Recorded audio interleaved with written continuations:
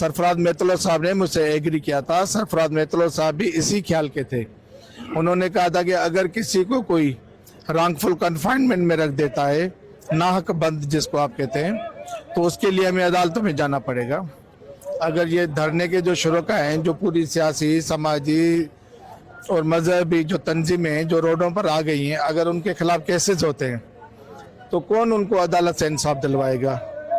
तो मैंने कहा कि लीनियंसी रखें, जजेस को रिक्वेस्ट करते हैं, जो जो बार्स के प्रेसिडेंट है वो अपनी जुरिस्डिक्शन में अपने जजेस को एतमाद में लें। उनको कहें कि जो वकला हमारे धरने में बैठे हैं उनके केसेस में उनके अगेंस्ट कोई ऑर्डर पास न करें, कोई एडवर्स ऑर्डर पास न करें। इस बात पर सब एग्री कर चुके थे, लेकिन प्रेस टॉक में मैं नहीं था, मैंने वो सुनी भी नहीं है। उसमें उन्होंने कहा है अगर कि भाई ये अदालतों का बाइकाट रहेगा तो कब तक रहेगा।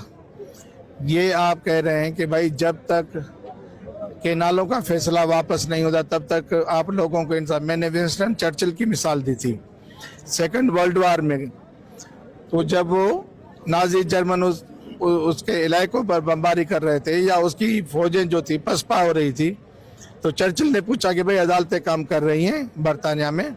उन्होंने कहा कर रही हैं। उसने कहा फिर बरतानिया को कोई खतरा नहीं, अदालतें बंद नहीं कर सकते। उन्होंने जो वहाँ पर अल्फाज इस्तेमाल किए थे मेरे दोस्त ने, उन्होंने कहा था कि अदालतों की तालाबंदी करें। मैंने कहा तालाबंदी नहीं करेंगे, लोग जेल में हैं, 50 डिग्री सेंटीग्रेड है।